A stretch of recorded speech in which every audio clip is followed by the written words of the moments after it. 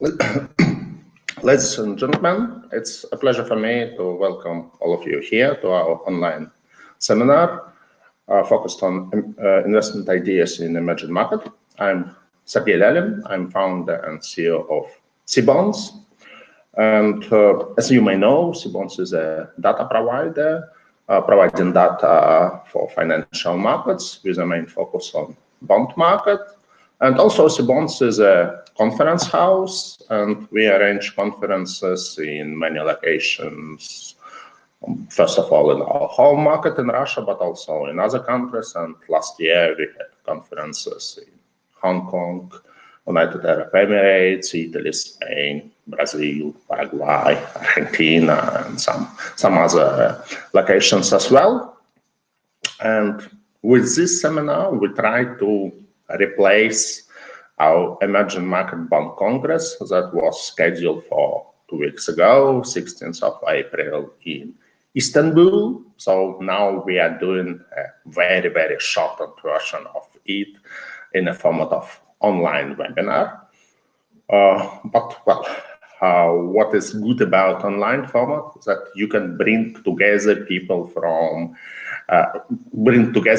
that otherwise would be almost impossible to bring together in one place. So we have for this seminar people registered from nearly all over the world, from Asia, from Middle East, from Russia, from continental Europe, from UK, probably with the exceptions of Americas because of time zone, but even from Americas we have some people registered.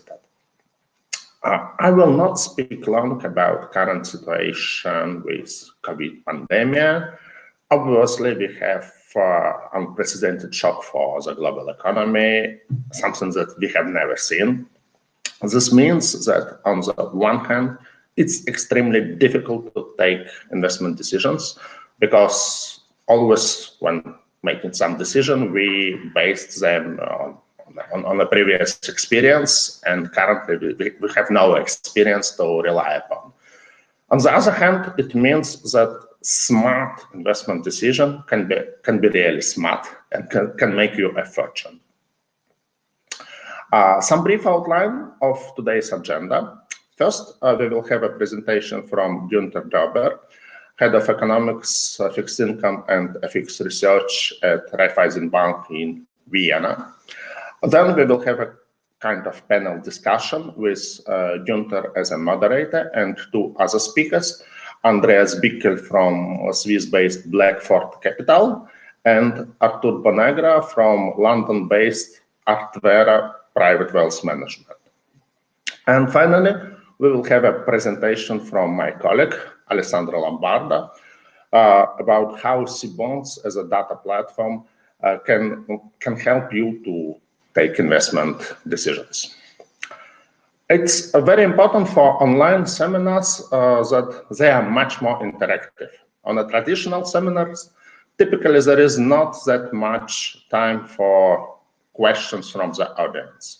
Here is the opposite, and as you may see, there is a chat on your right hand. So you can put your questions in this chat and the speakers will address this question during the presentations and during the discussion. It's really very convenient and it really makes such a format much, much more interactive.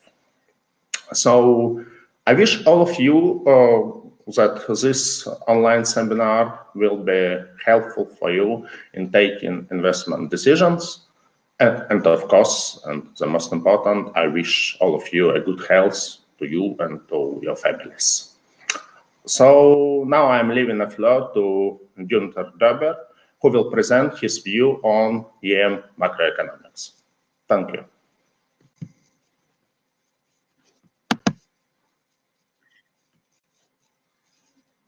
So thanks for the kind introduction. And it's a pleasure for me to greet you here from Vienna, Austria, being in a country that at least partially starts once again with reversing the lockdown, which is positive news. So it shows that also in the Western societies, we can manage to overcome this crisis. I'm based in Vienna. I'm working for Raiffeisen Bank International. We're a mid-sized European bank, but with large exposure to emerging markets, with a balance sheet of roughly 150 billion, but more than 50% in emerging markets, mostly in Central Eastern Europe. So I will present you our EM view going forward, and then I will moderate the panel. So if we go then into the topic right now, as you see here on this slide, and as it was mentioned in the introduction, it's an unseen shock to the global economy, and compared to the global financial crisis, also the US will be hit ultra hard, and also global emerging markets will see a decline.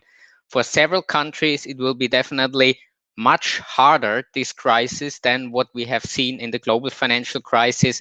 For the euro area, honestly speaking, and as I will show later on, for some emerging markets in Europe, it's not that uncharted territory than for some other places.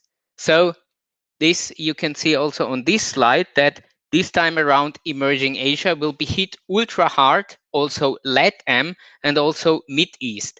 And you see, interestingly, for EM Europe, currently the projections are more in line for a similar setback like we have seen in the global financial crisis. So definitely this is for us also an understanding that this could be a place to hide a little bit in this crisis, and that the landmines you should avoid in the EM space are possibly somewhere else. But I will touch upon this issue later on. You see, even EM Asia close to zero growth, which still had the 7.6% growth in the global financial crisis. So now we are coming more to the pockets of weakness that we are seeing in the EM space. And you see that we have borrowing needs in the advanced economies of roughly 10% of GDP. To fiscal stimulus have to be financed, all this stuff that we want to kickstart the economy later in 2021 means massive stimulus. On an interesting note, in emerging markets, we have most likely similar borrowing needs than in the advanced economies this time around, as you can see on the left-hand chart. This is definitely totally different compared to the global financial crisis, because the structural fiscal position of emerging markets worsened substantially. So as you see on the right-hand side, the emerging market borrowing needs, which were usually much lower in relative terms to their GDP, then in advanced economies surpassed the borrowing needs that we have in the advanced economies. So we see a lot of weakness in certain EMs on the fiscal side, and it will be felt from our understanding this year heavily. So EM public debt, you see it here, increased over the last decade or so on a rather steady, fast pace. Definitely in a still good environment, lower growth than previously in emerging market, but still in a good environment. And now we will see that most likely the EM public debt will increase above 60% or more. Usually a safety threshold is maybe 40 or 50% for EMs. So there was something like an emerging market debt party that most likely comes to an end now, as we see that most of the support measures in the developed market space will strongly favor assets in the developed markets, be it government bonds, be it also in the corporate bond space, investment grade or high yield. And we have maybe a little bit of a debt overhang or portfolio flow overhang in the debt space in emerging markets, less so from our understanding in the equity space. If you look from a long-term perspective, there was a massive structural uptrend in debt portfolio inflows to emerging markets, while there was not something like a very clear trend in the equity portfolio flows to emerging markets. And if you compare this then also from a structural perspective, from a more long-term perspective, there we have possibly, as it is shown on this chart here, a debt overhang of something like 400, 500, maybe 600 US billion in emerging markets. And at least for the next few months ahead, we expect that this situation normalize so that parts of this debt overhang, at least in the current situation in 20, will be corrected, and that EM outflows, especially in the debt space, will continue, at least in 20. I will talk about this later on. You could also then question the fiscal position in developed markets. And as you see here, in developed markets, the public debt increased from 70% to above 100% over the last decade as well. But we have large buyers for sovereign bonds in the developed market space, the central banks, and currently 15 to 30% of all government paper in the developed market space is with the central banks. Given the stimulus packages we could end up with 40, 50% or more of developed markets government debt in the central bank hands. This means the market risk and the marketable debt there is definitely much smaller. And this means, from our understanding, that the risks with the rising public debt in advanced economies is lower than in the emerging market space, and it will be most likely challenging for EM central banks to apply the same policies to the same extent in terms of quantitative easing. And here on this slide, you could see it also on a sectoral level, that we have a little bit of a leverage problem and debt overhang in the emerging market space. On the left-hand side, you see the advanced economies, and most sectors in advanced economies delevered since the global financial crisis, while more or less all sectors in emerging markets took out more debt, and especially non-financial corporates in the emerging market space have more or less the same debt level than non-financial corporates in the developed market space. And this time around, we see definitely advanced economies most likely to be better prepared to deal with the current crisis. So how the core region where we are in has performed vis-a-vis the global emerging market space, you can also see on this slide. And you see up to now it was a brutal hit for EM local currency, EM foreign currency, EM FX. And you see, interestingly, the region emerging Europe and at least Central and Southeastern Europe, so that's Poland, Hungary, Romania, Czech Republic, performed relatively well even in challenging times. And we expect this situation to continue at least in 2020, as we expect the bumpy ride for EM Global to continue. And you see even that also Russia, from our understanding, could continue to outperform like it did over the past challenging months. And we see EM Europe, as I mentioned, rather well prepared for this crisis, or at least with crisis management experience and less structural vulnerabilities than we have in the other emerging markets. I will touch upon this issue later on. And what we should not forget, that up to now, the risk repricing in emerging markets was still moderate, as shown here by the ambix spreads. But we think that risk pricing will stay at least at an elevated level for longer. You see also that in the end of the 90s, beginning of the 2000 years, with the EM problems in LATAM, we had elevated risk pricing there, even surpassing the Lehman level. And we see several pockets of weakness in the EM space still to unfold in 2020. So even if we have seen a certain market shock, we think for EM in total, the risk pricing will remain elevated. What is very important still is that we get the recovery going. And you see here on the left-hand side, the forecasts, for instance, by the IMF, which are more or less shared by most economists around the globe, that we get a certain rebound in 2021. From our understanding, a decent recovery is a reasonable scenario. We don't have massive economic imbalances globally, especially not in the developed markets. Large, sophisticated financial systems like we have it in developed markets, which are, I would say, much sounder than 10 years ago, are a plus now. And maybe the lockdown, what we have is a supply and demand shock, like we have seen it in some emerging market crisis now in the developed markets world. And we all know about V-shaped recoveries in emerging market crisis. So we expect a recovery, and some people in the Western world are thinking that maybe the lockdown we had was a little bit of a regulatory overkill. Let's see how this thinking will develop. But it's pretty clear that the governments in developed markets will have a self-interest to avoid a situation like we had in Q1 and Q2 now. Otherwise, all their fiscal and monetary stimulus cannot take hold. That's why it seems reasonable that we get the recovery going into 21, but definitely EMs are most likely weaker, at least in 20.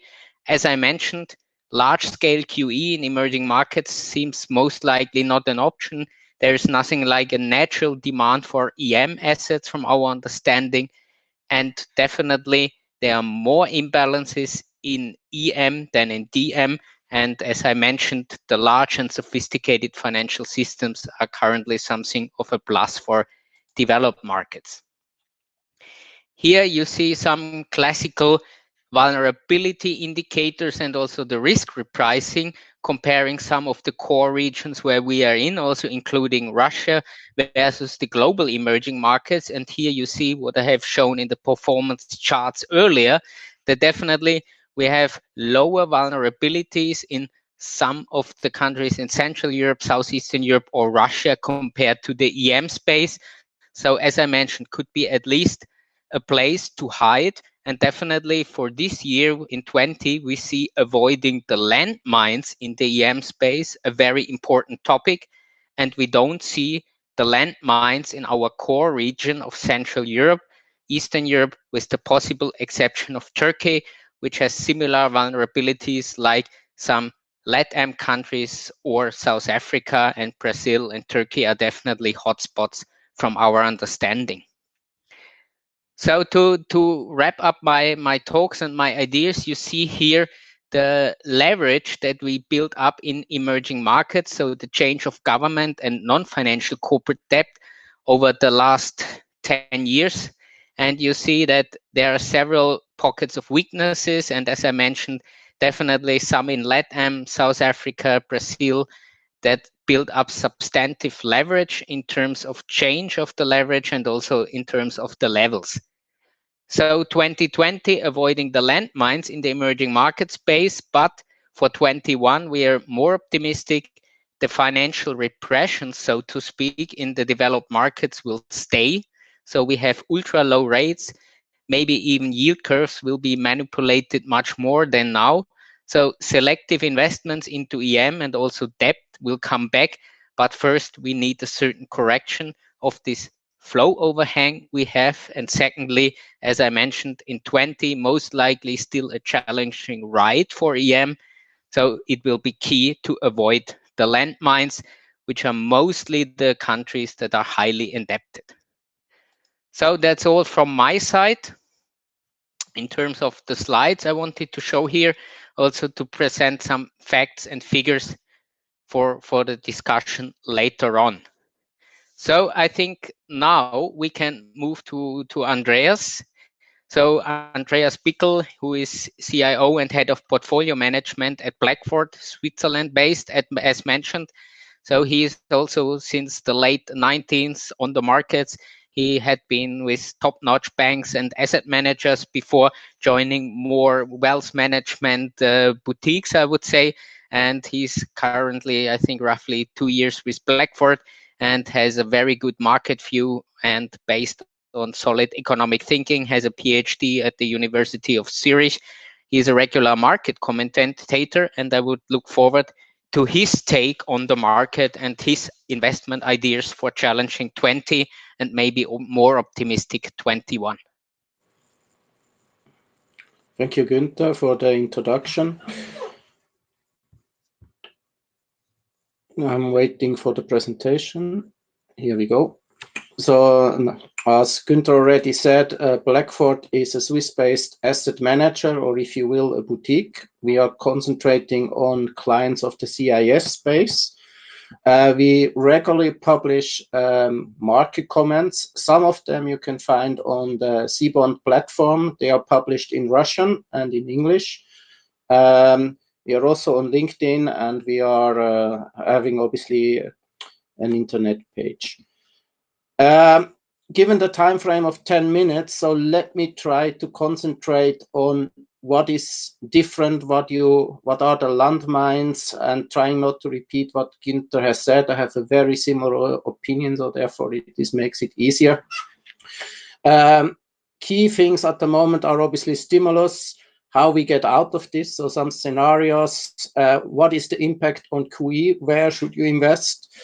And last but not least, different to what I have said, for those who have been there in Hong Kong, we believe that emerging market corporate bonds offered less value than some months ago. With no further ado, let me start with the unconventional measurements in unconventional times. Gunter said it, I was not going to speak about it, but I would call that financial repression. But we can discuss about the wording. Important are the following point. For preparation of this presentation, we had already the Fed announced we will buy fallen angels. As an example, Ford is now in the double B area, so we could say it's high yield, but for the buying program, it's treated as investment grade bonds. To my surprise, only some days later, the ECB has announced exactly the same thing. So both large central banks in the Eurozone and for the dollar area, they buy fallen angels. On top of it, the Fed has decided to buy junk bonds, as they used to be called, not directly, but through the help of ETFs. So you have a massive flow into ETFs. But that's not enough. On top of it, the Fed, together with the finance department and the help of BlackRock, decided that they will give credits to smaller and mid-sized enterprises. This is unprecedented. On top of it, we see a kind of helicopter money. And for those who have come across that expression in the past, it's not a purist form. The purist way would be that central banks provide money to individual. In the actual cases mentioned here, for instance, the US or Japan or Hong Kong, the money is paid out of the state budget directly from the government. In Singapore and Macau, it's slightly different. There you get a kind of voucher to go shopping. But the important point is this thinking experiment is at the moment going to be in some countries a real implemented measurement. In the US, they're even thinking of adding a second tranche in 1 month's time. In individual countries, that excludes most of the emerging market countries, the fiscal stimulus ranges between 10 and almost 20%. If we aggregate that globally, this was done last week, Friday morning, it has reached almost 9% of global GDP. But unfortunately, or maybe as an investor, fortunately, the European Commission has proposed a 1.5 trillion reconstruction program to help Southern European states. This would be 10% of the Eurozone aggregated budget. That's really, really huge. Last but not least, Japan for a while, and now Australia, they have implemented yield control. So they control the yield curve. To my surprise, the Fed is discussing this as they face the problem of negative yielding government bonds. And in order to control that, one measurement could be yield curve control. What I didn't know is in the Second World War, America had this measurement already. And here we are back to the theme of financial repression. If you fix at that time the yield curve at 2.5% for the 10-year and you have inflation of 5%, you can do the math what that means. Basically, you take money away from the private sector. Unprecedented times means also we have seen We have seen a lot of rate cuts. This weekend, 69 cuts in the last 3 months, most of it obviously in March and now in April. We are almost at the level of 2008. There's one key difference to that time. This time, the financial sector is in good shape, and at least for the time being, this is an imposed crisis from the governments through a lockdown in order to prevent the spread of the virus and to go out of these lockdowns. The next key point will be to prevent a second, third, fourth, etc. wave. To put that in another perspective, I took that from AB, former known as Allianz Bernstein. This on the left-hand side are the government bond purchase programs. As you can see, year to date, only government bonds has reached levels never seen before. Different to 2008, it's a kind of coordinated or at least simultaneously action of the 4 largest central banks in the world. Forward looking, these 4 banks are supposed to buy much more assets and not just government bonds. The politicians are in a whatever it takes mode, like the central banks. As said before, global stimulus is reaching 9% of total global GDP, and if the European Union will implement this additional 1.5 trillion, we will soon surpass the 10%. Everybody, including myself, has something like this in mind. Basically, we have in Q2 a sharp decline in GDP. The Anglo-Saxon, in particular the US, for instance, Mrs. Yellen, former Fed chair, said, analyzed GDP will be more than minus 30%, so 30. What she didn't say, or what is a bit different for European, they analyzed quarter-over-quarter figures. For the whole year, we would argue that the US might go down 2 to 4%. Nobody really knows, but the key is not that. The key is what comes after. The main scenario is that we will see a kind of recovery, like Gunter said before. However, this depends strongly on how we are going out of this crisis and how we are able to prevent a large second outbreak. You can see China and Korea, they are far ahead of the curve in terms of the status of the cycle of this first wave, and in particular in terms of controlling. Germany, Austria, Switzerland, all a bit smaller countries, but we have all started somehow to reduce the lockdowns. Politicians make a lot of pressure that, like in the US, we go fast out, but the key problem is if you go fast out, you might have a second outbreak, and then you have a stop and go. And the stop and go would mean that you get to a point or a second scenario, which I called a long-lasting recession, followed by a kind of financial crisis. Because if we would have a long-lasting recession down the road, all these credits are given to the bank, to the enterprises, will somehow spill over to the banks, although the government is supporting it. Nevertheless, the most likely outcome is a kind of combination of scenario 1 and 3. There will be V-shape, U-shape, nobody knows, but there will be a recovery in H2 and in particular in 2021, with the risk that all these measurements will overheat the economy and will push up somehow inflation in a wider range. So melt up in asset prices is also part of it. And as Gunter also said, all the governments are really careful that these measurements put in place so far are useful, helpful. Therefore, the way out of the lockdown must be in a smooth and contained way, and one has to be careful not to give in to the politicians. The key point is where to invest. I believe at the moment, if you just look at spreads, we have seen the slide in a different way, but with similar data just before. The four main areas we look at, so US high yields, emerging market hard currency high yields, globally aggregated and LATAM, they are at similar levels.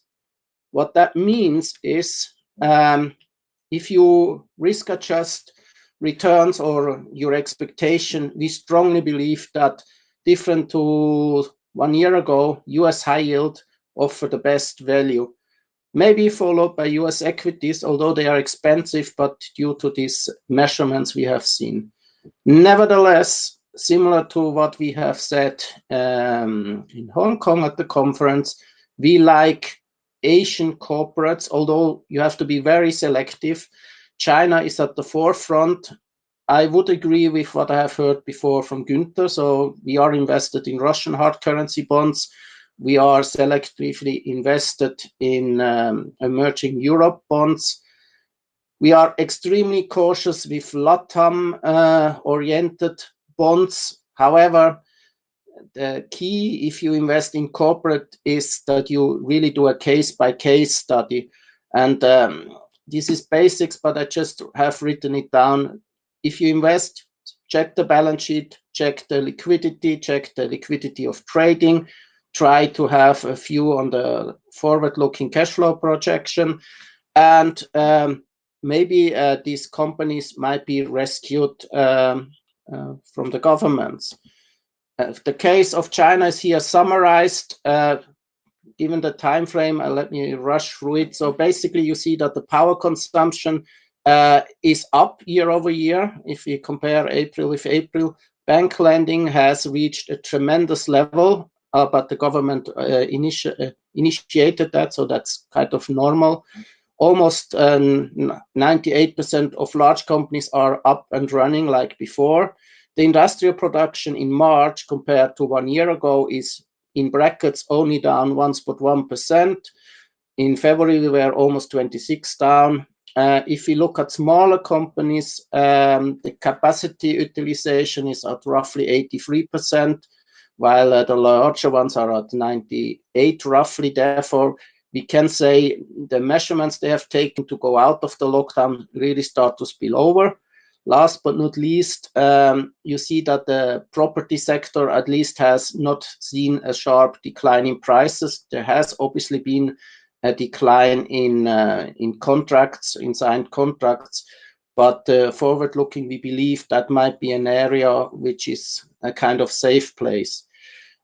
Different from the Western world, why China? On why does it work in South Korea? Well, basically, they control every step you do, be it by software, be it by testing. If you go somewhere working before you can check in, you are checked your fever, etc., etc. If, however, you had contact with a person who is at risk, you get immediately isolated and you have to be at home. All this to prevent an outbreak of the second wave, which they have really done. Maybe for the discussion, we are multi-asset investors. So although our specialty is emerging market debts at the moment, we would argue that gold and equities must be part of your portfolio. Then US high yield, as I said before, we prefer the BB airspace. And selectively, we like emerging market corporates, in particular China and to a certain degree Eastern Europe, as we call it here. Last but not least, for all those of you who are portfolio managers, go through your portfolios and check all the fallen angels and make a case if you would buy it today or not. If not, then sell it. To sum it up, all assets are, from our perspective, expensive. This obviously depends on the outlook of growth. We believe that government bond yields, in particular in the US, might go lower from levels we are at the moment. All this stimulus is so huge that there is a risk of financial melt-up. But last and definitely not least, this whole view depends on the effectivity of all the measurements. But equities guys and US high yield guys are surprised why markets go so much up. And the answer is straight in front of you, and it's very simple. It's don't fight the Fed. Goldman Sachs said, actually, markets should be 25% lower, or estimated earnings for next year should be 25% higher. Both is not the case. Both is at the moment not happening, and higher earnings, I would say, is very irrealistically. Therefore, the only answer why we are here where we are these unconventional measurements. With that, I hand it over.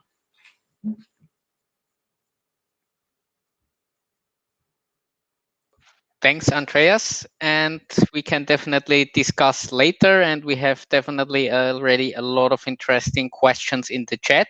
But in this panel, we have also a second presenter. So hopefully I pronounced the name right. It's Artur Bounegra. He's founding partner at Artvera, the private wealth management, also boutique based in London. I think he's roughly since 2012 there, has also more than 20 years of experience in the financial industry, also with large international banks. I think even including Raiffeisen in Russia. I saw it in his CV somewhere. So a lot of experience also in emerging markets, obviously also having a PhD and MBA. So definitely an interesting adding to the panel here. So Artur, go ahead with your views before we start the discussion.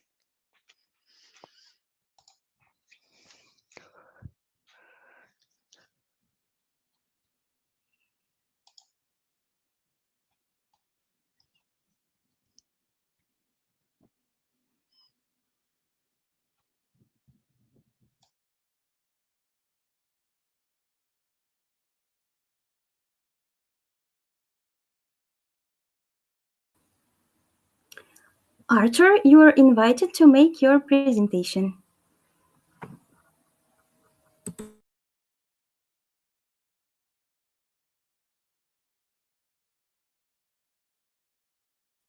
So it seems that we lost Artur on the way.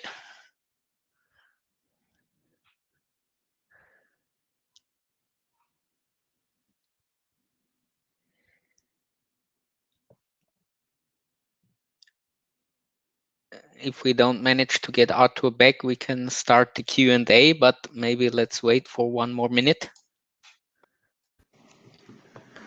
Yeah, hello.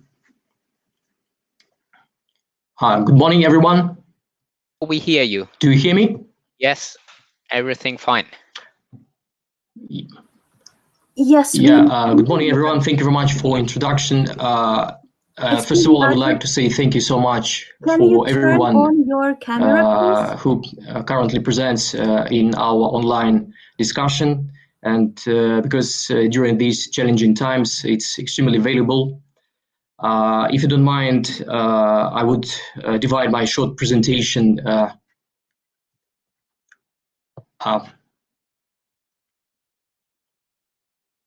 into 2 parts. The first one will be dedicated to our outlook of global economy, and the second one I would like just to briefly touch upon our view, how our company is currently managing our clients' assets.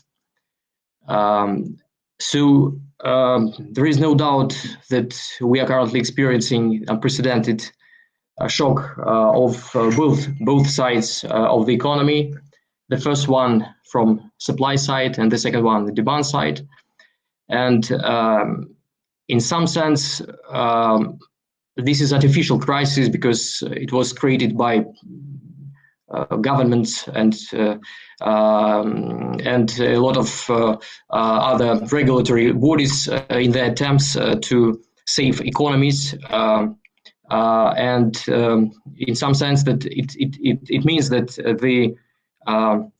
the value of human lives currently has become extremely high, and a vast majority of countries are ready to sacrifice their economies in an attempt to save the lives of people. So more importantly, I would say that one of the conclusions which we can make from this crisis is that governments and regulatory bodies have responded heavily and very actively by introducing a lot of measures in fiscal policy and monetary policy.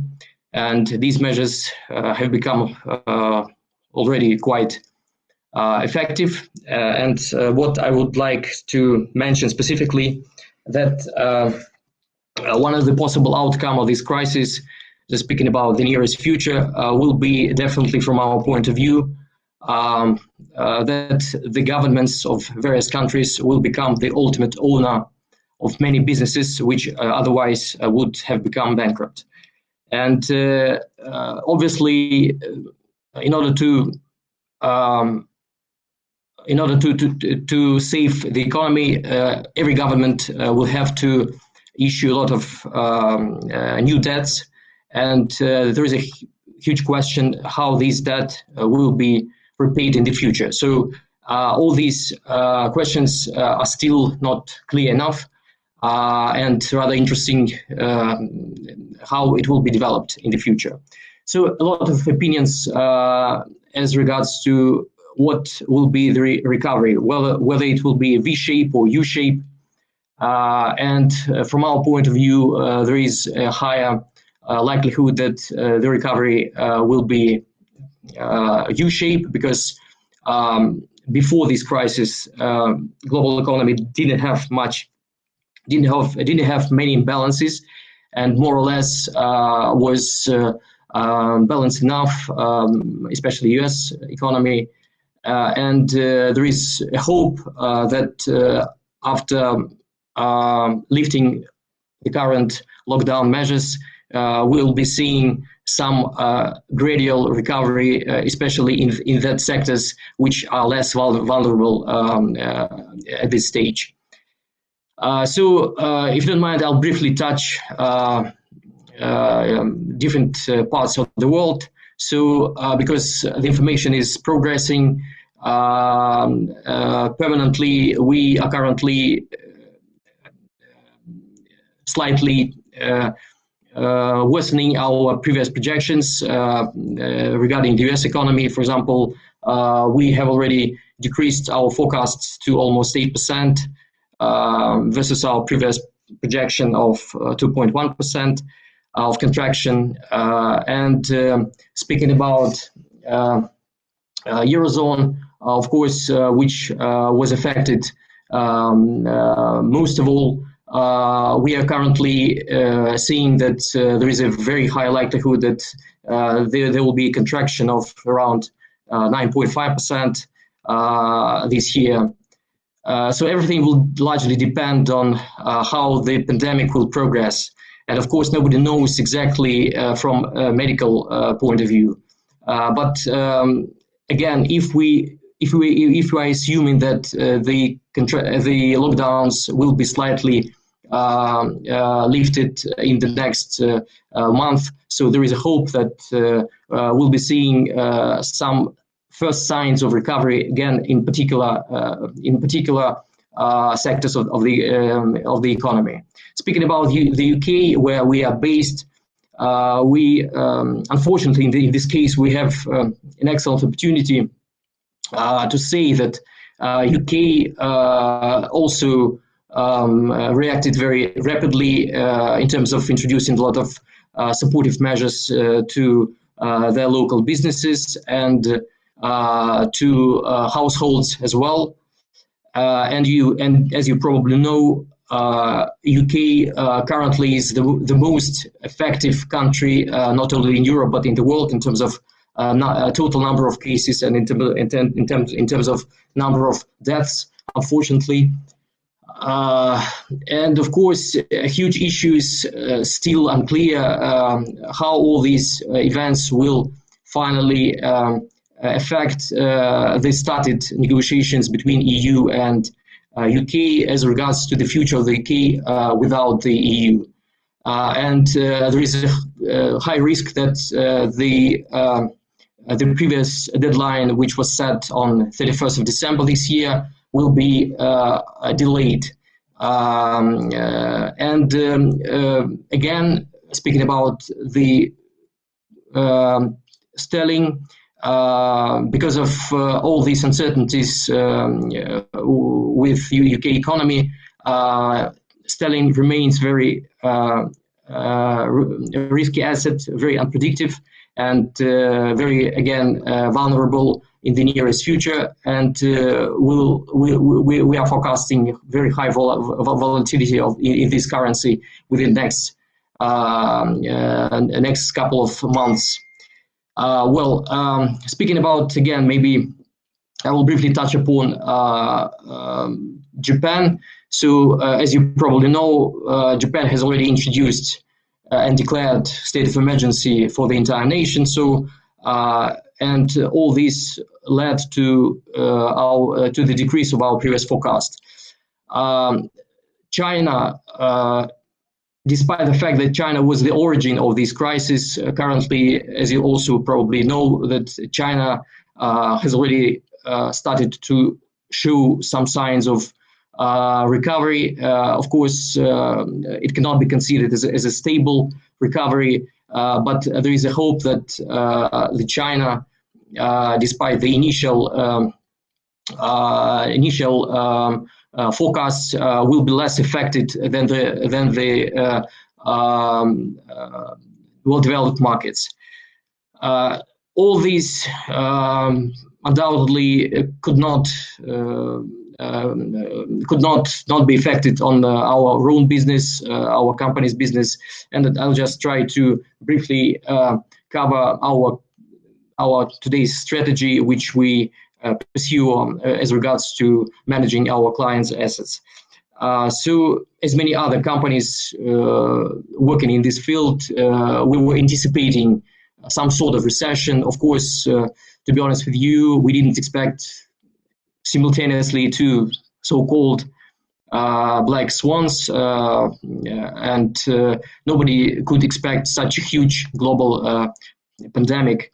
But in an attempt to be very well prepared, we were trying to keep as much cash as possible. So we reached almost 10%,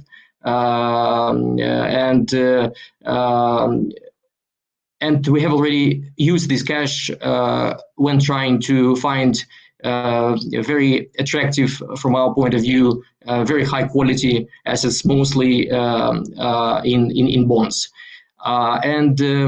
Speaking about our strategy, so again, before crisis, we tried to keep to the long-only strategy, and not taking any leverage, but we are slightly adapting our investment approach and already gradually introducing some leverages into our clients' portfolios. Again, we have to bear in mind that in order to be very efficient and very successful in investments, you have to be extremely cautious, especially in such challenging times. And that's why our strategy implies a very selective approach in terms of choosing a particular issuer. It's worth mentioning that we don't stick exactly to formal rankings, whether this is a double B or triple B. We try to view and to analyze the particular issue more comprehensively, trying to understand their fundamentals. And of course, we're trying to understand who are they, who are their competitors, who are their shareholders, whether or not this type of business will be less or more affected during the pandemic, and so on and so forth. So I'm not going too deep too much into our strategy, because of course it's more technical issue. But overall, I would say that in the coming months, everything will depend on your investments profile and your time horizon. If you're ready to, let's say, invest in 2, 3, 4, 5 years, obviously this is an excellent moment for finding very attractive investment opportunities. But again, because of very high volatility during the next couple of months, you should be extremely cautious when selecting particular investments, and I think the diversification is still the key.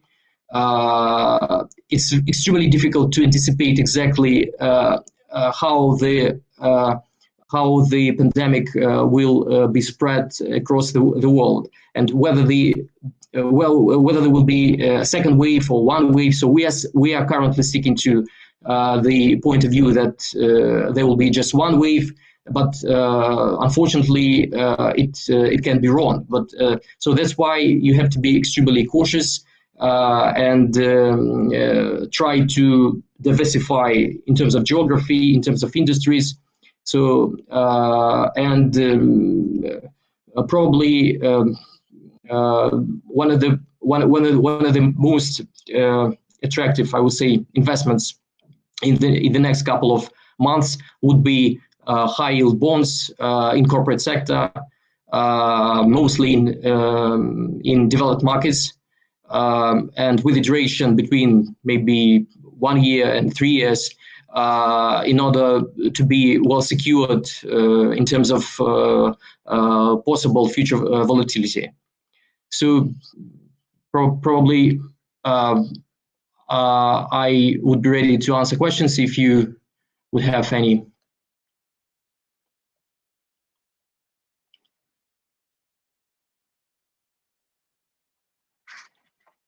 Yes, thank you.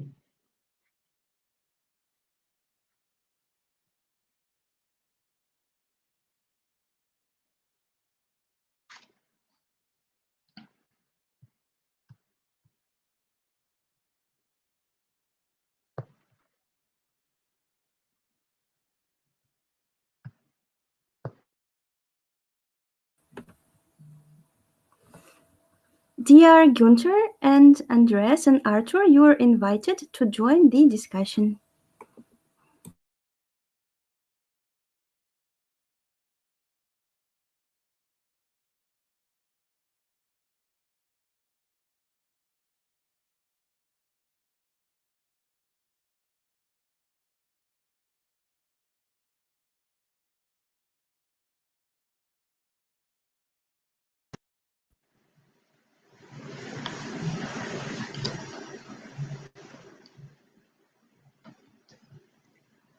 Dear colleagues, I had a brief bug with my internet. Can you hear me now?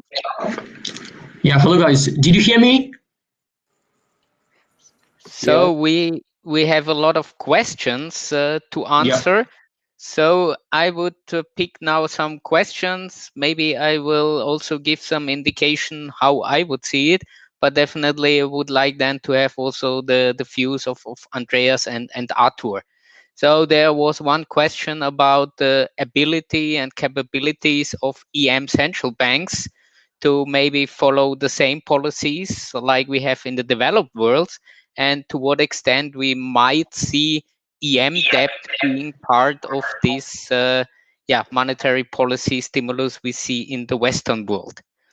So from our understanding, some of the most mature emerging markets with a high degree of institutional quality or very strong balance sheets of the sovereign.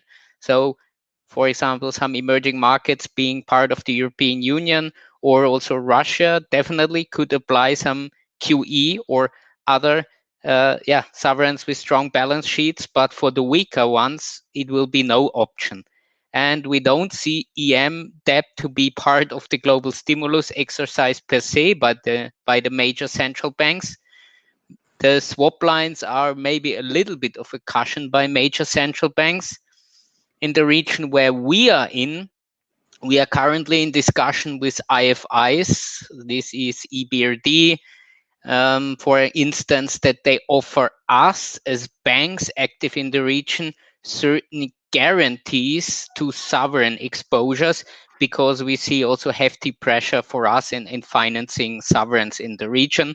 But nevertheless, I think the overall claim we made, Andreas had it more or less the same way, that the stimulus in DM will largely benefit DM. I think this holds true, and that's the sad picture for EM, but would be happy to have your view, Andreas and Artur. Well, China, or the People's Bank of China, is doing a kind of monetary stimulus, and there is a hidden way of stimulus from the state. I would agree that Russia would have the possibility, and with the rest, I'm not really aware of that other central banks, apart, for instance, Turkey. But Turkey is kind of manipulated by the president. They have recently cut interest rate with negative impact. But on the other hand, is going to help to a certain degree is that the United States tries everything that the DXY, so a kind of weighted average dollar index, is, if dollar is weakening, that indirectly will or would help emerging markets. But I tend to agree what Gunter has said about other emerging market countries. I also agree with my colleagues. The only which I would like to add, probably that we have already hit the zero interest rates, and in my point of view, there is not so much to do for central banks at this stage. And the only probably issue of the next couple of months will be how effective the governments will be working in terms of savings, different types of businesses by direct investments in these businesses. And this will be the key issue, because again, from monetary side, everything which had to be done has already been done. And the big issue, whether or not the governments will have to save everyone, or it should select particular businesses, which is extremely important for the economy. And as I said before, all these a huge dilemma, whether or not the governments should bear all the costs on their budgets, and how these budgets will be financed, and who will pay all these debts in the nearest future. So thanks for your answers. And we had several questions. I think, Andreas, you also tried to answer some already on the fly in between, but I think it was a imminent question here also about what could be the midterm, longer term effects of all the measures we currently see, or of the bazookas we have in the developed market space on inflation and asset prices. Yeah. So definitely would be happy to get your views here as well. Maybe we start then with Artur first and Andreas second, and then maybe I will round up with my view, so that we have a different ordering now. Yeah, could you please repeat your question once again, please? So what's your take on asset prices and inflation from the extraordinary stimulus we have in the developed market space? Yeah, and definitely some midterm effects, so 1 to 3 years. Yeah. I don't think that the recent packages of huge liquidity injections will badly affect the inflation, both in developed and in developing markets, probably because this liquidity will be absorbed by the businesses, and in some sense it is there is no much threat that this liquidity will be in consumption in the nearest future, because the demand side of the economy was already contracted, and that's why the global demand was already postponed. So I don't anticipate high inflations, at least in the nearest future, and I think that again, depending on particular country, we can be witnessing different data, and but in well-developed countries such as UK, US, I think the inflation rates will be more or less stable within the next couple of years, I think. Well, this is how to say, a very difficult question if you tried really to answer it in a, let's say, segregated way. But if we start with CPI, take the US as an example. I'm not in front of the figures, but basically 90% of everything they produce, they consume internally. Take the example of little Switzerland. Most of what we consume, we must import. Also in Germany, they import, for instance, fruit from Spain and Portugal and Italy. But this chain is disrupted. So in certain market segments, CPI is affected by sharply rising prices, while in other areas, for instance, cars, haven't seen large discounts, but they restarted producing in Germany. There's overhang of car. There is a huge storage overhang. In theory, there you should see disinflation. In terms of PPI, so input factors, it really depends what you need, from where you get it. And last but not least, I know it is not inflation, but I would add it to the list. Kind of asset prices. Look at gold. I mean, gold rises for various reasons, but it is definitely in a strong uptrend. As we speak, equity markets, different to bond markets, have risen for the third consecutive day in a row. Is that inflation? Question mark. So in the end, I saw that in the answers, it really depends where you are and what you import and what you produce and what you consume. Probably the general answer that short term, on average, you have rather a disinflationary scenario can be true, but midterm, due to interrupted chains of deliveries and productions, etc., there will be huge dislocations in various parts of the market.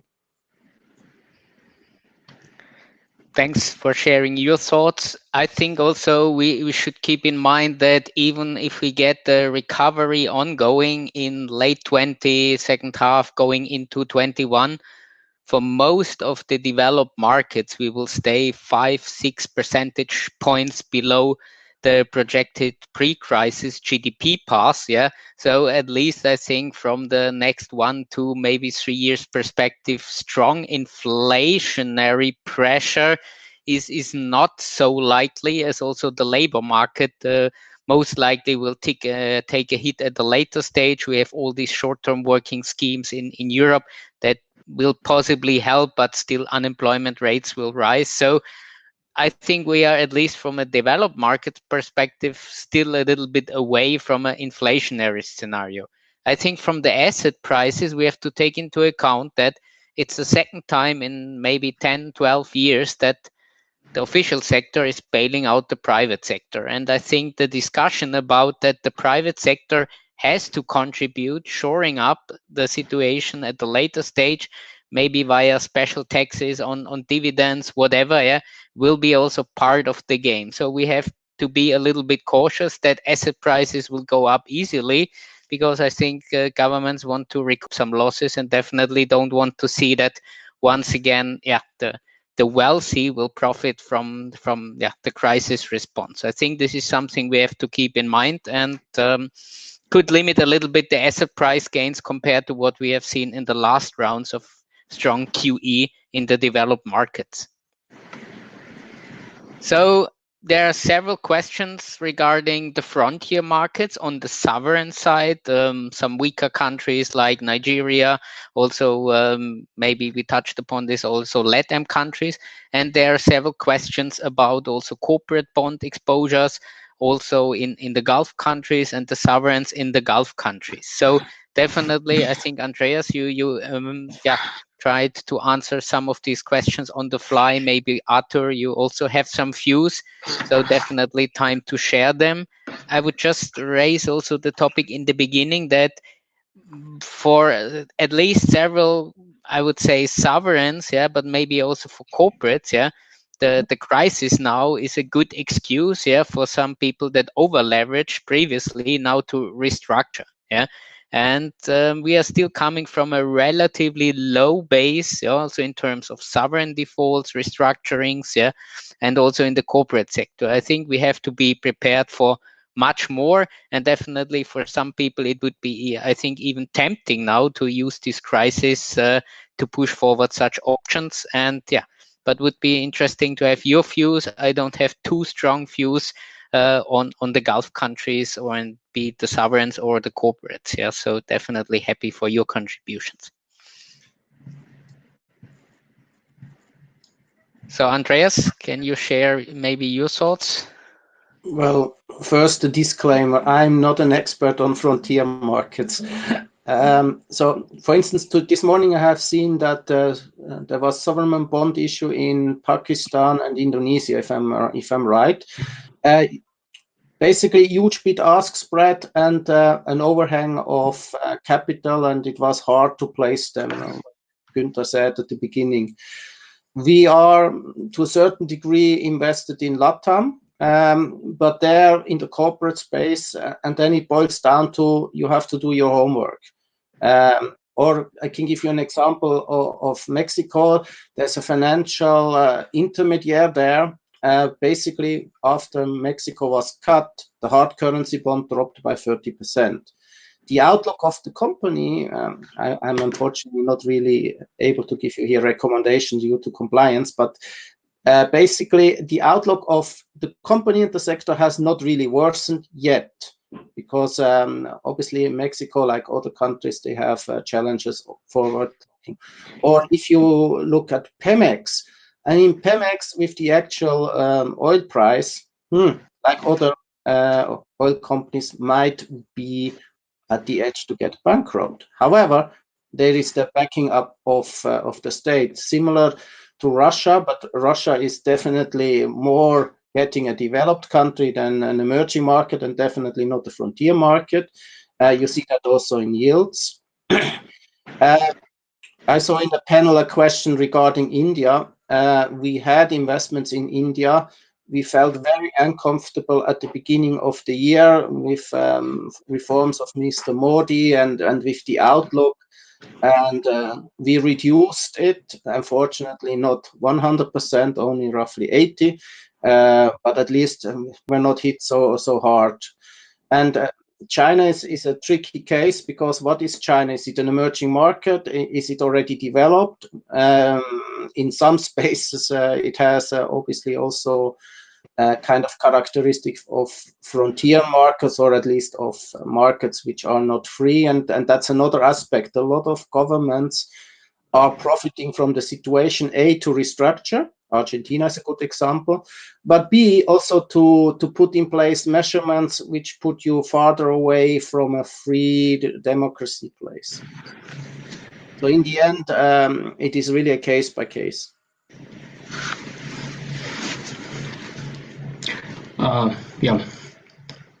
As far as this question is concerned, as my colleague also mentioned, unfortunately, we being hugely regulated by UK FCA, so we are not allowed just to give exact examples of our particular investments. But again, just covering the regions, I can say that first of all, we tend to choose corporate bonds versus government bonds, especially under current unprecedented times. Speaking about the regions, we are widely spread across the world. We prefer, if speaking about Asia, we prefer Indonesia, like Thailand as a destination of our investments. Again, everything depends on particular companies in this region. We try to avoid China just as a general destination, but again, we still invest. Some of our clients still invest in China, and not in real estate, not in infrastructural projects, and so on and so forth. Mostly consumer sector.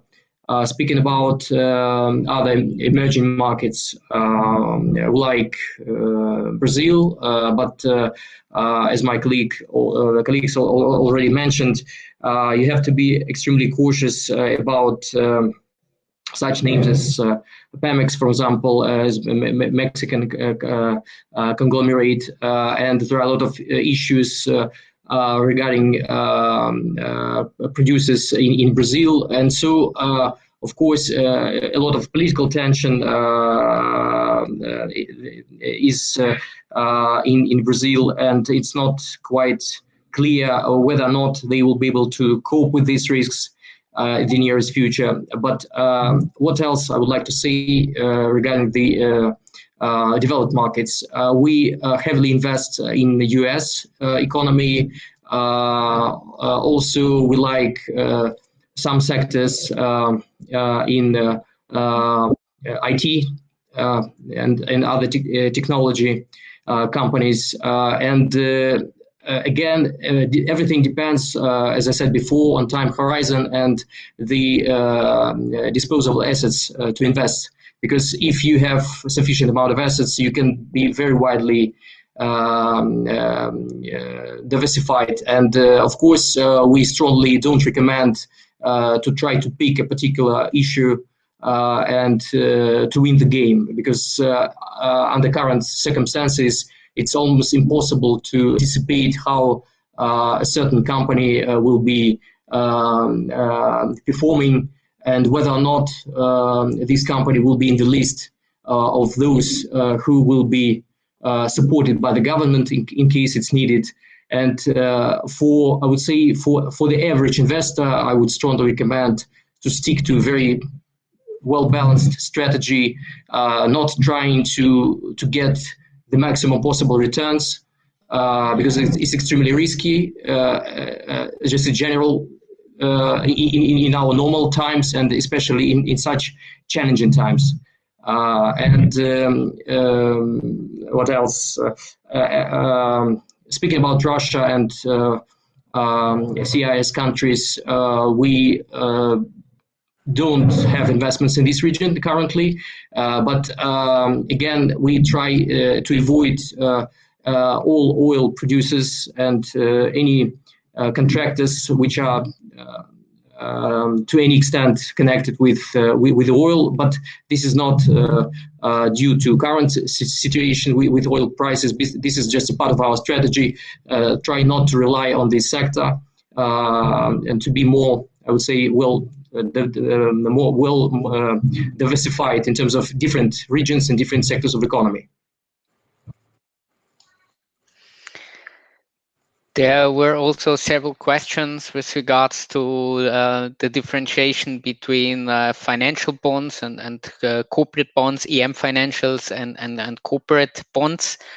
I think I touched upon this longer term leverage story in emerging markets, and honestly speaking, from this perspective, I think corporate sector seems to be more exposed because EM banks did not leverage up from at least what you see on the market, to that extent like corporates, and also EM banks did not get massive additional financing lines from DM banks in the recent years, compared to the situation we had prior to the global financial crisis.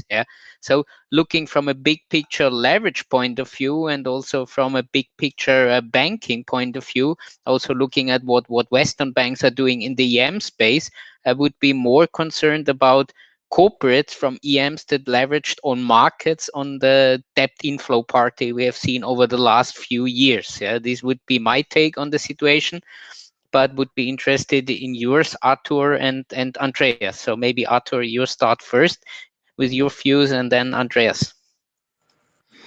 You mentioned about the banks and large banks in Europe. So I could tell you that not so long ago we had some requests from a couple of clients to specifically consider these type of investments in similar bonds, and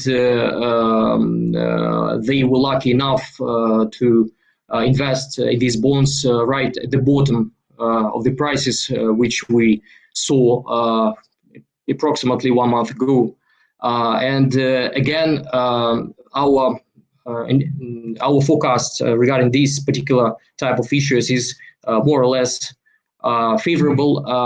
We think that and hope that despite that, unlike the crisis which happened in 2008 and 2009, this is not the crisis coming from banks and from bad debts. And that's why the investments in financial sector is less risky than it was during the previous crisis. That's why if you, for example, are seriously considering investments in financials, you should try to find some attractive bonds which are still available, especially we can speak about so-called subordinated bonds and so on and so forth, which still can give you rather attractive returns with the maturity up to 2, maybe 3 years. And we hope that even in the worst case scenario, these companies, these banks, will be anyhow supported, or in the worst case, just nationalized by governments or for particular countries. So we seriously think that financial sector is less vulnerable under current circumstances in comparison with others, for example. Before handing over to Andreas, maybe also some words also from my side. I think the deep discounts we see on some instruments is maybe not because of the fear that those institutions will be bankrupt, but I think the cost of capital have changed and may change over the next few years compared to what we have been used to over the last few years. And I think this is also reflected in the bond prices of such instruments than per se a rising risk of default. So, and we have this in larger economies in Western Europe, 100% state guaranteed programs currently. I think this is also a big cushion for the bank balance sheet, from my understanding, compared to the situation where we had been a few years ago. But Andreas, would be happy to get your views here. I mean, the last argument you made is basically why we prefer at the moment US assets. I mean, even if you are a shale gas producer and you have a certain size, the likelihood that somehow you get saved, although you are going to default, has risen dramatically. Therefore, I have said that before, but risk return, given the spreads, we prefer US high yields over almost any emerging market hard currency bonds. I would agree as well with the statement so far. This is not a financial crisis. Banks and financial institutions are in a much better shape. Corporates have leveraged up, are exposed beforehand to the economic cycle. We have seen that there will be a strong hit now in Q2. There was a certain hit in Q1, and it's completely open how strongly this will recover in H2 and next year. The chart I have shown before, we can argue about sizes, etc., but that one was from PIMCO, and PIMCO basically claims the only country which might, and I repeat, might come above 100%, so above the pre-crisis level of GDP, might be China. All the others shown in that graph will not reach in the next 18 to 24 month levels we have seen before. And that makes it obviously extremely risky for corporate firsthand. And second, most of them, at least outside of the 4 big countries where we have these saving programs, they lend money from the capital market, but also from banks. I wouldn't rule out that down the road some banks will start to have problems. If they are lucky enough that the headquarters is somewhere where you have this bailing program, all fine. But there are a lot of places in the world which you don't have this. And then we are back to what we have said several times before. You have to do really case by case your homework. You have to be broadly diversified, and it's probably wise not to lengthen your duration. So you gave also a very clear answering once again to the situation or trade of EM versus US high yield, and I think this was a few shared also by us in the first slots with our presentations. And with regards to the corporate sector, I just want to add we have the first evidence here in Western Europe also on the sectoral hit of the lockdown. So in the economies in Central Europe, including Austria, we have lost something like 30% on aggregate in gross value added in the lockdown period. And for some sectors, the losses are at 60 or 70% in the service sector, in manufacturing, and also in some trade sectors. And even if we get a recovery going, and in a recovery scenario like it is assumed in most of the assumptions, and we discussed them in the beginning, this still means that the economic output will be something like 10% below the pre-crisis level, but that's on aggregate. There will be sectors that will remain 20, 30, 40% below their pre-crisis output levels even by the end of 2020. And I think these are then the sectors that would definitely run into cash flow problems and all this stuff. And that's why I think we have to be definitely cautious here. And the sectoral impact is definitely something we have to closely follow this year.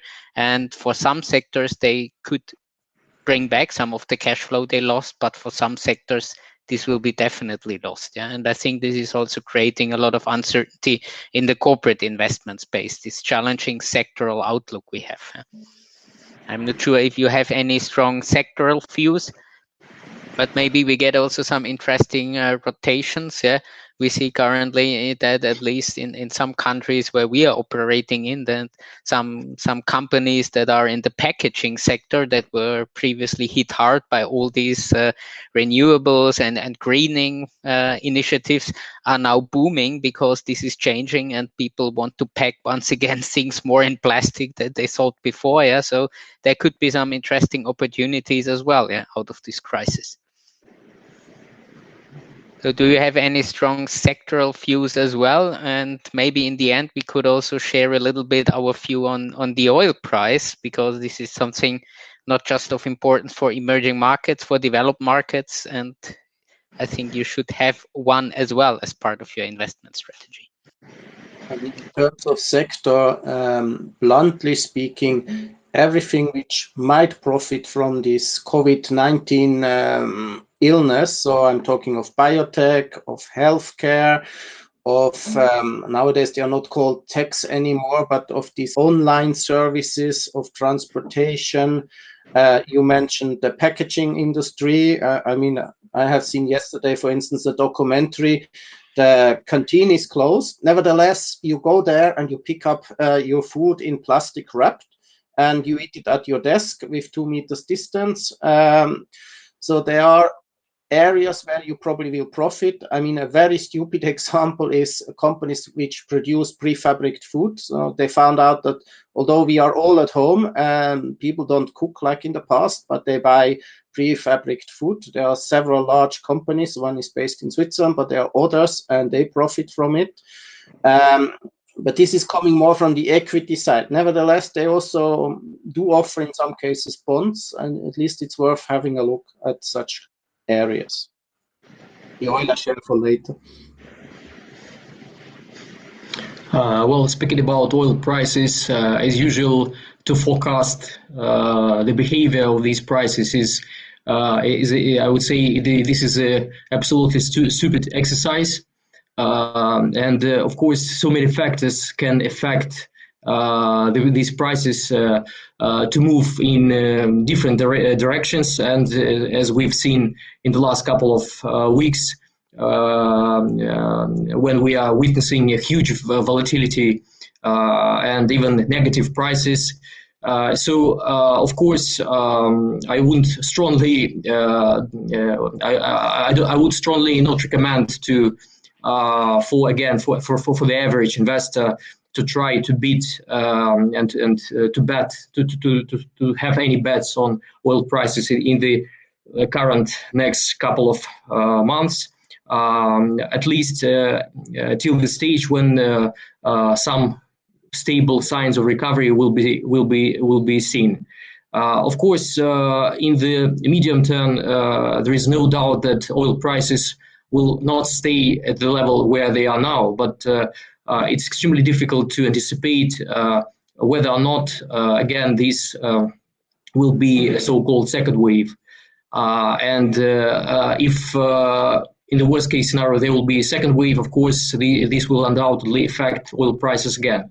So in the midterm scenario, speaking about 3 years, let's say 3 to 4 years, obviously oil prices, current oil level of oil prices is not favorable for any oil producers, regardless whether or not they produce, they are connected with in terms of whether or not they are effective producers or not, what is their structure, costs, and so on. But I would say that the volatility will remain very high, and I would strongly not recommend to invest in futures in oil, trying to again to obtain some maximum gain.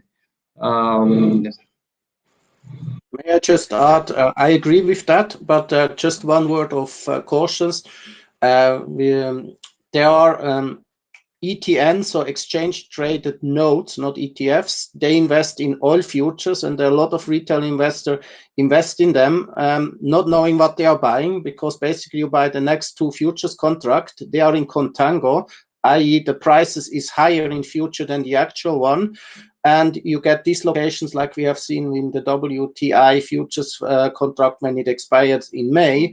And even if the oil price might move up slightly, which is likely, you will still lose money if you buy such products. So I definitely agree with the statement. Don't really speculate on it. The oil price is at this level not sustainable, but we have at the same time a demand and supply shock, and on top of it we had, at least for a short time, this war to produce more oil. And even if this cut is really implemented in May, we have still too much oil produced. So therefore I know there's no answer, but the volatility will stay high and it will be extremely difficult to make money, and we are extremely cautious and definitely don't speculate in the oil price. I think from a pure economic point of view, as I touched upon this, in the advanced economies, the lockdown currently costs 30 to 40% of economic output, and most likely also oil demand. And we just have a cut of 10% of oil on the table. Yeah, so there must be more, others have to join, or the economies have to recover substantial. And in all the baseline scenarios, we are year-end 20 still 10% below the pre-crisis GDP level. So for 20, it will be hard to see a massive oil market rebalancing, maybe more going into 21. Yeah. So this is at least a few, unless we don't get from our side too much additional joining to the current agreement. And then there is also one question on the EU sovereign bonds before we then maybe have to close this session. And I think looking at the EU sovereign bonds, it was pretty clear that this time around the ECB was pretty front-loaded compared to previous crises. And it's pretty clear that in such a situation where it is not an economic crisis, but a humanitarian crisis, even the Dutch and the Germans are not enforcing the things too hard. That means from our side, the PEP could be continued if needed. The ECB will act as a buyer of a last resort, at least in this crisis, for longer. And for Europe, we don't expect something like a tapering discussion at all, or that the ECB will get rid of the bonds at some point, because the ECB portfolio is definitely much more risky than, for example, a Fed portfolio, if we look at treasuries. And that's why we see a natural strong demand for EU sovereign paper from the ECB over the next years to come, for the next 5-7 years, whatever. alone the reinvestments already are something like 100 billion at some point in time, given the portfolio. So we think at least, for the time being, spreads will be well contained, and ECB will even lower the benchmark rate. So we don't see a euro area sovereign crisis unfolding once again in Europe, at least over the next 1 to 2, maybe even 3 years. This is our base scenario, but would be happy to get the scenario analysis from the people outside of the euro area before we then close this session and hand over to the Cbonds guys. So, I mean, we are having Swiss franc. I strongly assume my colleague has pounds, but he should speak for himself. I agree with your view. I'm astonished to a certain degree how fast and how proactive the ECB was this time reacting. But honestly, given the new president, I would argue it had to be expected. But the good point is that the constraints or the political pressure not to do that from Germany and the Netherlands very, very small. And there is a huge argument, corona bonds or no corona bonds, euro bonds or whatever you want to call them.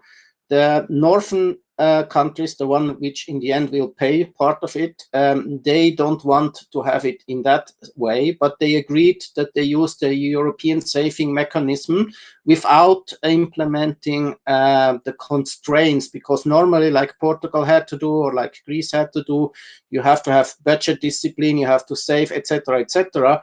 This time, you will get money, you will get bailout, but restructuring needs, at least for the foreseeable future, are not forced on you. Nevertheless, I mean, debt to GDP of Italy is expected to rise somewhere above 150, maybe even 170%, and we probably all know what that means down the road. How they are going to solve that has to be seen. Inflation might be the solution, but we have discussed inflation before. I mean, a sharp rise in inflation, I really don't foresee, especially not for the Eurozone, given the lackluster growth. But you can turn it around as an investor to buy sovereign bonds from a southern country. Whatever the rating is written there is probably too high, but the risk you have is extremely low, because in the end you have somebody who buys it for you, and that's the ECB. So what's the view from UK? In general, I would agree with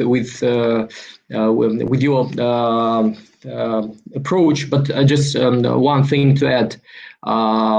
First of all, I have to mention that obviously ECB, as any other regulators, approach this crisis being much more prepared to any challenges, and of course the most difficult question and the most, I would say, difficult challenge in the coming years for not only for ECB as itself, but for Eurozone as in general, will be not economic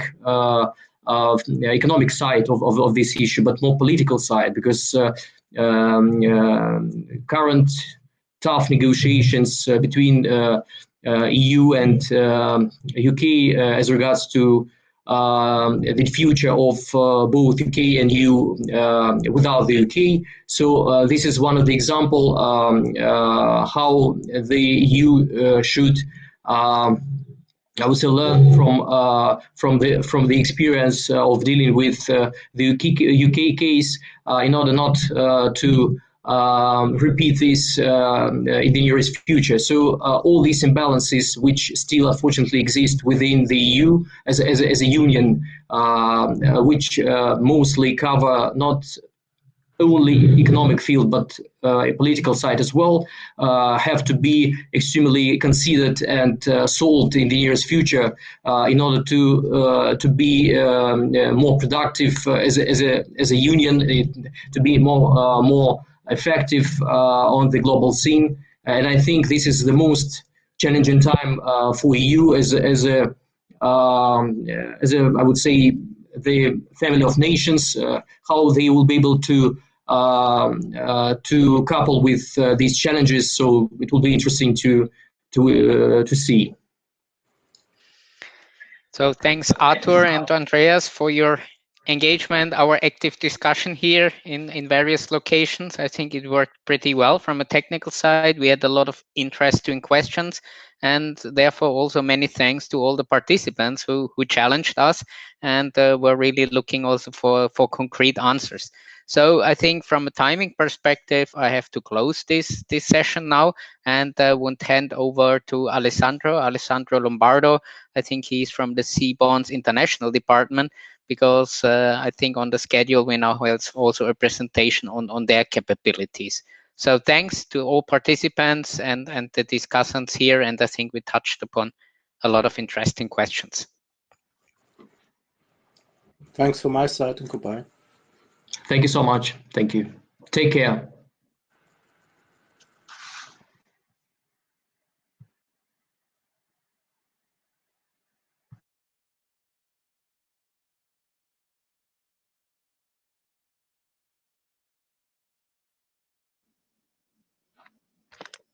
Hello, everyone. I think we can start. First of all, nice to meet you. My name is Alessandro Lombardo. I work in the international department of the company Cbonds.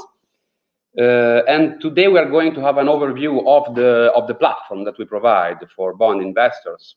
And not only, because now I will show you that we have some new tools, not only regarding bonds.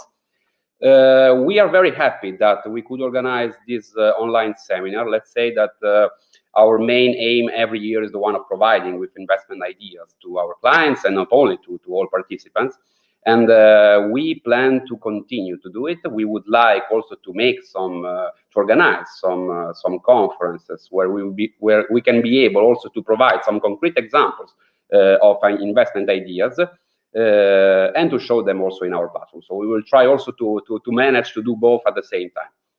So let's start the presentation of the platform. I will now share my screen. Give me just 1 second so that I can start to show all the main tools of our new platform. So here we are. Yeah. Okay, we can start the presentation of the new premium platform of Cbonds.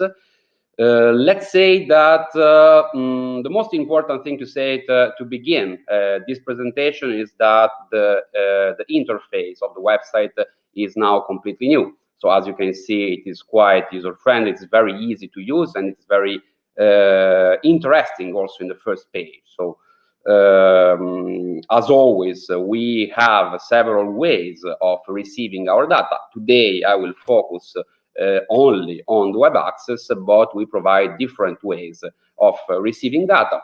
One of them, as said, is the mobile app. The second one is the Excel add-in tool, and then we have also the API data feed for to receive in a structured way our data. So today we are going to focus on the platform, so on the web access, and we are going to start to show what's changed since, let's say, the introduction of this new platform, and also what now we were able to implement in the new one. So let's start using the quick search for bond stocks and indices. So I will show in what way we can see all the information at the same time. So for example, if we type the name of one issuer, it could be Apple, for example, we can immediately have an overview of all the bonds and stocks that are now outstanding for this issuer. So of course we can select any bond from this list, and then we can see all the information in the issue page about this bond. We are going then to speak in a detailed way about the issue page. I just wanted to show you that now it is possible through our new quick search for bonds, stocks, and indices to see all the outstanding bonds, stocks, and indices about all issuers. So if we type, for example, one country, we can see also the indices of this country. So in this case, Argentina, we can see everything. This is quite user-friendly because you just need to type the name of the issuer and you can get all the information. So let's now arrive to the heart, as we can say, of our platform, which is the bond search. The bond search is the way that we provide to our clients to retrieve all of the data that they are looking for regarding the bond market. I would like to remind you that in this moment, we provide information on over 350,000 of bonds in 180 countries. We now provide 100% of coverage of any traded Eurobond, and we provide over 300 primary sources of prices among stock exchanges and OTC market participants. So now I will show you how this bond search works. We are going to make a few examples as a way for you to understand the way it is structured and the way you can take advantage of this tool. And then we can also take some concrete example of bonds and analyze the issue page. So let's try to make together one multi-filter bond search, and then we are going to analyze also some separate bonds. So in this case, we are going to show all outstanding corporate bonds, corporate Euro bonds, with a yield from 4% going up to 8%. As currency, we are going to select USD, and as maturity date, we are going to select all bonds with a maturity going from the 1st of January 2024 and 25, sorry, until the 31st of December 2027. So in this case, we are going now also to add the rating of the issues. We are going to select the max ratings from the three major rating agencies, starting from the investment grade, so BBB minus.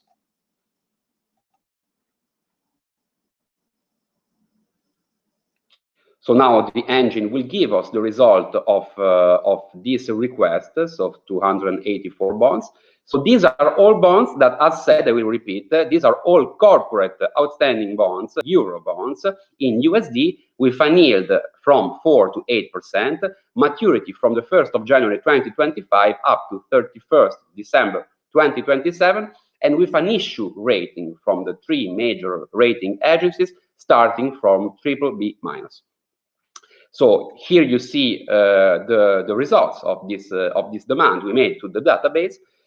We can visualize now this result also as a map. So as you can see now, it's very convenient because you can graphically understand where these bonds are placed in a yield duration curve. So this is very interesting. It's a new tool that we provide in the platform. You can also visualize the results by issuer. Also, this is a new tool because you can see the different issuers present in this bond search. By currency, in this case, we don't need to do it because they are all in USD, so we don't need to separate them. So if we go back to the bond search that we made, we can then decide, of course, since the query is quite large, my advice is always to export it to Excel as a way for you to directly use the Excel filters to find the most interesting bonds. Because in this case, for example, we decided that the yield of this query is for bonds between 4 and 8%. So if we decide to go in the indicative yield column, we can decide, sorry, my Excel, of course, is Italian because I am Italian, but I will just filter these bonds. In this case, for example, from the lowest yield to the highest yield, or we can do the opposite. So you can then select in a very easy way the bonds with the highest yield, and then you can find it on the platform. So this, let's say that the Excel export is quite important to save time, especially when you make very important queries, because in this case, the query is big, but not so big. Sometimes you can have queries with 1,700 bonds or 2,000 bonds. In this case, of course, analyzing them in the platform, it's not very easy and will take some time. So my advice is always the one of exporting these big queries to Excel and then filtering them further in Excel. So when you make these bond searches, you can save the query. In this case, we can save it as corp USD for 8%. So that the platform remembers about the search that we made. And then we can also decide to select several different queries that we saved before this one. So, for example, during the presentations of our speakers, I saved some queries. For example, this is a query for Chinese corporate Eurobonds. So as you see in this case, for example, 1,412 bonds. In this case, it would be very interesting to analyze the query directly in Excel. Then also I made a second search, which is all bank subordinated bonds in the emerging markets, because it has been discussed during the presentation. I remember it, so I looked for them, and so I can show you how it looks like.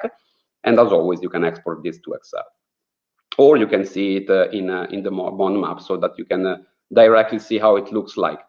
Let's go back to the query that we first analyzed, so the one that we searched at the beginning. So all the corporate US Eurobonds from 4.8% of yield. And let's select one bond so that we can start to speak about the issue page. So let's select the first bond of this query. So international bond from Adani Ports and Special Economic Zone, 4%, 30 July 2027 in USD. So this is the issue page. So this is the main page for all bonds that we provide, as a way for you to be always aware of what is happening regarding these bonds. So we provide prospectuses about bonds and Eurobonds. We have the world highest number of bond prospectuses that you can download in any subscription access that you will have in Cbonds. So let's analyze first of all the chart, which is very important. The chart, the price chart, the yield chart, the G spread chart, and you can go also back 3 years, so that you can have an overall look in time about what is happening about this bond when the bond was suffering. For example, if you want to see during time when the bond started to suffer, in this case, you see how it went down, and of course how the yield went up. So let's say that this in this way you can graphically understand how the bond is changing during time. This is very important, and I would say that our clients are really very, very impressed by this. Alessandro, sorry for interrupting. We cannot see this tab. Can you please click on this issue on the main tab that you show? I am here now. No. Please come back to the tab with the issues. Do you see now the page? I see the page with issues. Found 345. Yes, yes, because I opened because only the premium one is allowed. So I need to allow also the issue page in the screen sharing, right? You need to click on the issue you want to show. Okay, I just did it. No. You open it in another tab. Just open it here in this tab.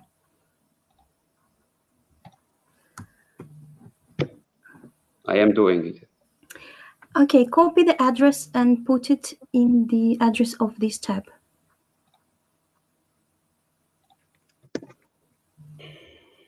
And paste it to the address of this tab, please.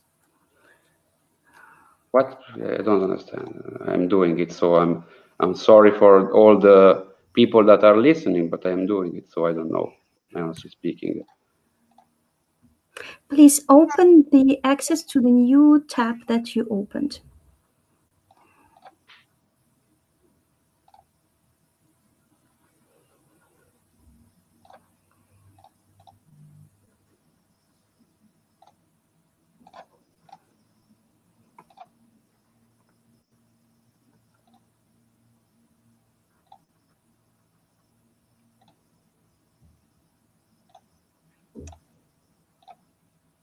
So can you see it now? 1 second. Yes, we see the issue page. Thank you. Yes, but then if I will change this page, okay, fine. So we are going to see now the issue page. If Maria, if there are some technical problems, just tell me so we can solve them. Okay. So I was talking about the graph, so you can see also all the different informations about the prices. So we said that we provide 300 primary sources of price from OTC market participants and stock exchanges. This is very important because you can have really an overview of the way the price is changing, and because it's very difficult in the market, you know, to always have let's say the unique bond price. So the most important thing is to have an overview of how the market price is structured. So in this way, you can really see in what way the bond is traded among the market, and you can then therefore have a benchmark that you can then provide to your broker to buy and sell this bond. So this is very important, and we provide a Cbond estimation, which is a mathematical average of the most relevant source of prices that we gather for every bond. So it is quite important to consider the Cbond estimation. Therefore, let's continue. You can see all the information, let's say the technical information about every bond, the minimum settlement amount, the outstanding face value, the nominal of these bonds, and also the cash flow parameters. So all the past and future coupon payments until maturity, and eventual early redemption terms, call, puts. So you can see all the information also about all the options of the issuer. Let's continue listing just the page. We can see all the information regarding also the ratings in here. So you can see all the ratings, the way they change in time about this issuer. And so you can really have an overall look about anything you need to know from a technical point of view about this bond. You will also have an overview of the holders of this bond. This is all about the issue page. Very important all the time that you identify a bond that you think that you would like then or to purchase or you want to follow it. Okay, it's fine. You can add it to the watch list. So in this case, you select one of our sources of prices. I highly recommend to select the Cbond estimation. Then you save this bond. And in this moment, so this bond from Adani Port has been saved in the watch list. We can therefore move to the watch list. And in here, as you can see, we can see these bonds and other ones. So now we pass from the aggressive, let's say, part of the platform where you can find bonds among the over 350,000 bonds we provide. You can arrive to the part where you can defend and monitor the bonds that you own and the one that you would like to monitor for possible potential future purchase, or because you would like to follow their yield, their price, without always looking for them separately. So let's say that now we're going to speak about the monitoring side of the platform. So this is the watch list. You can monitor 200 up to 250 bonds, as you can see in here, and you can see all the most important information about all bonds. Very interesting tool of the watch list is the email notifications, the possibility to receive email alerts regarding the most important events about these issues that you have in your watches. So in this case, for example, these are all the notifications that I have the next 30 days. One very interesting possibility that we provide is the one of receiving notifications when the yield or when the price changes. So for example, if we are following, let's go to the Adani bonds that we opened before. If we want to follow this bond and we want to know now the ask price is 88, so we are going to follow it, and we have in mind the possibility to buy this bond only if he will cost 85, for example. So we can set the price to 85 and receive a notification when the price will be equal or minor 85. So you just write 85, you save it, and in here you can see that the notification has been set, and so you can receive your email if this event will occur. So it's very easy. You can do it for all bonds. You can receive notifications about the most important events of the watch list, so of the ratings, coupon payments. These are standards, let's say, for all bonds. Of course, you can see in here, you can see all the notifications regarding price and yield, and this has to be, of course, different for each bond, because you need to personally decide what will be the number inside this box, or inside the yield or price box.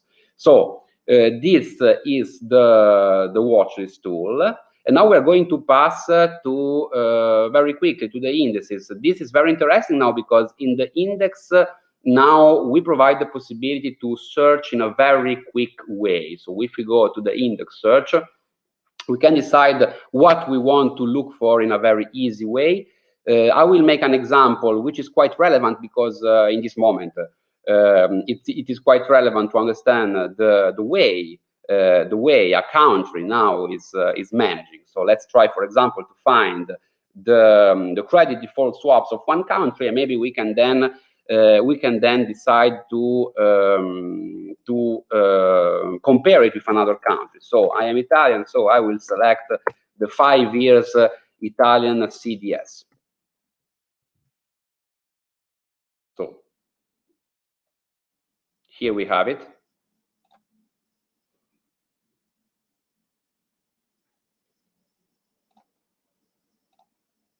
Can you see it now?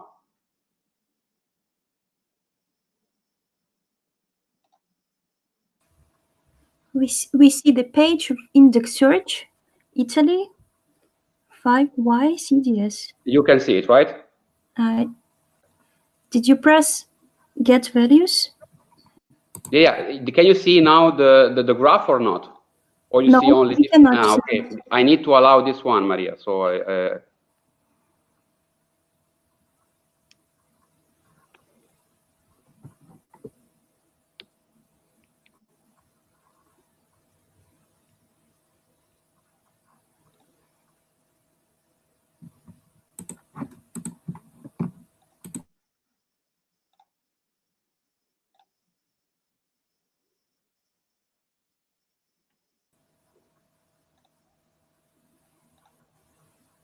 So now I think now can you see it now?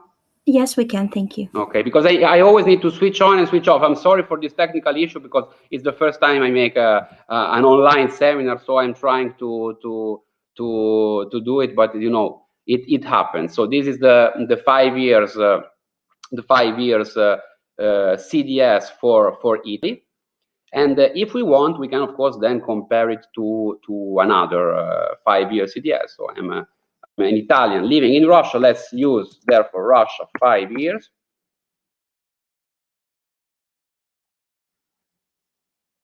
And as you can see, you can compare two different countries. Then let's arrive to the section of the new section of Cbonds, which is the stock search. So let's say that Cbonds is famous because of its bond coverage, but we decided in the new platform to provide also the possibility to have an overall look about the equity market. So we now gather over 50,000 equities, the most important equities, from 40 stock exchanges. So basically the most famous, let's say, equities. You can now find it in Cbonds. Let's say that equities are easier to find also online, also in free sources. But in any case, while you are working and while you are, let's say, making some bond searches, it's very interesting to have the possibility to find the information about stocks also without looking online, so just looking inside the platform. So we can make a very quick example. For example, we can look for equities outstanding in USA, and we are going to select the healthcare industry. So it works exactly as the multi-filter bond search, but this is the multi-filter equity search. So there is no difference. So same thing, you arrive to this result. You can export to Excel. It is very easy to use, and you can see now that the speed of the platform is extremely efficient. Now you can have the result for every query is of maximum 2 seconds. This is extremely important for people that need to work with a very high speed. So before, let's say that the platform has always been very, very efficient, but the speed was not as efficient as now. Now the speed is really performant. You can use Cbonds very quickly also from your phone, because now it is very adaptive. So as you can see, it is very, very easy to use. Now I will take two equities to show the equity page. This is an NL ordinary equity. So as the bond search, basically, as the bond page, it is very similar. So as you can see, there is no big difference. Very easy to use. So all the information about this stock, all the reports, the dividends. Let's make another example.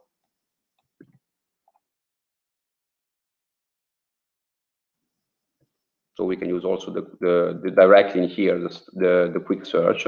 This is the Gruppo Finanziario Galizia.